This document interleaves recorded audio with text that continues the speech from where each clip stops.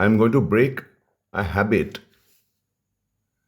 of reading out well known stories from famous authors from the past to narrate a passage which I've just read from a new book by a new author, Sangeeta Vallat, who was recruited at the babyish age of 20 into the Indian Railways as a booking clerk and uprooted from her home in Chennai to work at a very remote wayside whistle stop station in the heart of Karnataka.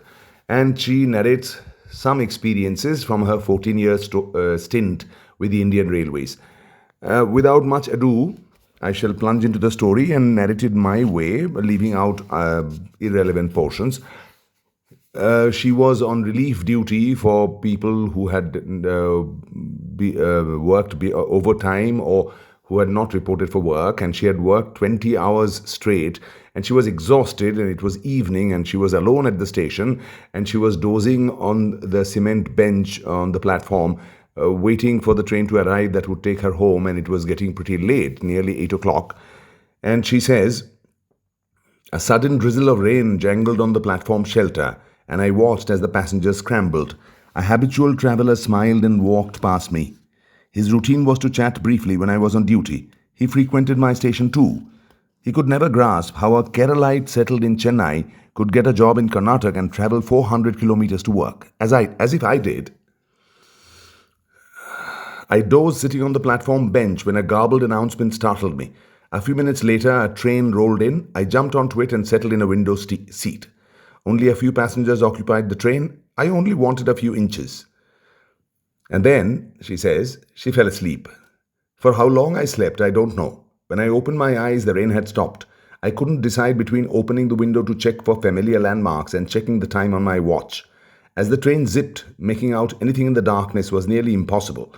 And nothing familiar appeared. My watch conveyed it was about time I docked. There was no sign of the train reducing speed. Now I panicked. Had I overslept? Was the train on its return journey? Gosh, where was I? Helpless, clueless, ticketless. Life can bring together a lovely combination at times. I tapped the sleeping man opposite me and asked if he knew why the train was taking longer to reach my station. He blinked, then sneered. You took the wrong train, madam. This is going away from your station. But I took the train from platform 1. So?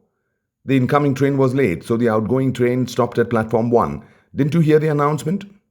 Yes, in my brain-fogged, sleep-deprived condition, I had taken a train in the opposite direction. Well, it was becoming a pattern. Dread dripped out of my every nerve. I had never been to this junction before. None of my friends were posted here.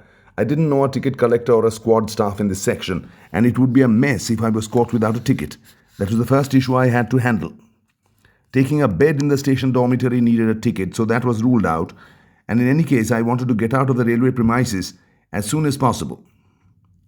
Thank God, Amma was in Chennai and wasn't waiting for me at home. At least she wouldn't be worried to death. Otherwise, she would pester the SMR to send a search party. My head formulated plans like a good planner. Plans A and B and C came easily. Plan A seemed most feasible. Get out and find a hotel to stay in for the night. Being alone in a hotel was intimidating, but was there any other way? I tried to relax. But life had other plans. It was close to 22 hours as the train sounded the horn and entered the platform. Mission accomplished, it announced. Follow the exodus, my mind dictated. I thought I saw a known face at quite a distance. It was him.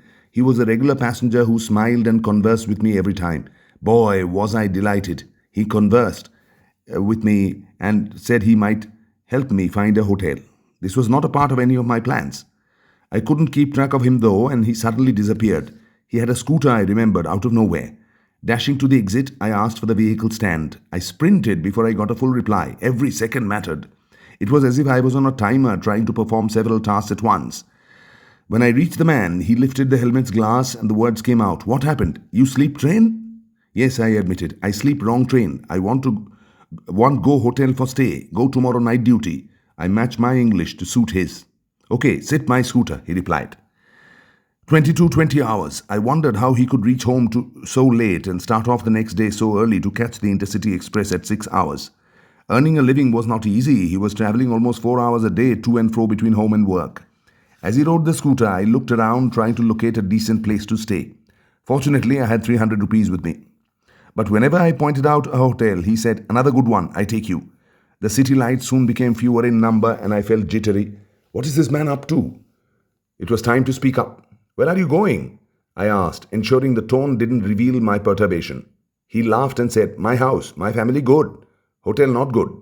He seemed to take some pleasure in having fooled me.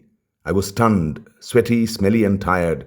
How could I be comfortable in a new place? And could I trust him? What if he was a molester or a serial killer? The relationship I had with him was just selling him a ticket. After a good 20 minutes, we reached his place. I was happy to see that it was on a crowded street. Someone would turn up if I screamed for help. He parked and led the way upstairs through a rickety staircase. Sure, this must be rented and not his own, I thought, judgmentally. I was confused about how to greet the family and what I would say. I hoped he had a family. What would his family think when he entered his home with a young girl in tow? Kannada was still a strange language to me. I wouldn't be able to manage as much Kannada as he managed English. The apprehension on my face was unmistakable as the lady opened the door. The hall was dimly lit, and her brows and lips communicated a big question mark. The man introduced me. "She's the station master, madam," and added that I had fallen asleep on the train. "Come in, please," she greeted with folded hands in regional Kannada. Her wide smile helped diminish my embarrassment. I scanned the room as I padded in. Shocked would not even come close to the feelings I experienced. 3 children were sleeping on thin mattresses on the floor, a sparsely decorated room. I followed the man into the kitchen and the lady asked questions as if a rapid fire was in progress. Perhaps the discussion was where I would sleep. For sure, I was a burden to the family of 5. I could not make out where the couple slept. Just then, an elderly lady, his mother, exited the washroom. Another member. So now 6. I nearly fainted. Where did he expect me to sleep? Why did he bring me here? And what was the woman ranting about? Perhaps scolding him? I saw the lady kneading some dough and she looked at me and indicated she was making chapatis for me. I told the man that I had had dinner. 23:15, I stole a glance at the watch. My body was crumbling. He said he wanted me to eat with him since I was there for the first time. Briskly, the lady served hot rotis. The plates and low-height stools were laid on the floor. I felt ashamed about what I had imagined about their conversations. The mother stood by me wearing a broad smile. After dinner, the wife handed me a clean nightie. Words failed me. They motioned me to the space next to the kids and switched off the light. I said my prayer and thanked them too. They nodded when I asked them to wake me early so I could go with the man and take the Intercity Express. Suddenly, the place and the people did not seem new or strange to me. Incredible warmth filled my heart. I heard the mother murmuring something, possibly a slok or prayer, and I glanced at where she had settled down. My eyes moistened. She lay on a bed sheet in the small passage between the hall and the kitchen. The man and the lady put some mats in the kitchen and folded a few clothes for their pillow. Love, kindness, friendship. What would I call it? I was in danger of losing sleep as I was busy pondering. But their cozy, one-room kitchen, shared bathhouse got the better of me. I slept. I yawned and stretched as I woke up, and it hit me that I was not in my home. The kids were not there, neither was the man. My watch displayed 10. They hadn't woken me, and it was intentional. I excused myself to go to the bathroom and borrowed herbal powder to brush my teeth. Breakfast was ready, and the wife constantly talked to me to make me feel comfortable. I hope my smile would be a good response. She handed me a torn portion from a newspaper with the train timings. It was close to 11:30 hours when I trooped out lest she cooked lunch for me too. She accompanied me to the nearest auto rickshaw stand and waved goodbye. I felt tears rolling down my cheek. What made them show so much tenderness towards me? Their compassion was overwhelming. Every aspect of their hospitality lingered in my heart. My journey back home was filled with the old lady's smile. A rush of loneliness engulfed me as I opened the door to my home and trotted in. A new thought filled me, quickly dispelling the loneliness. I made a decision. Where I have an opportunity, I would show kindness without fail, sans barriers.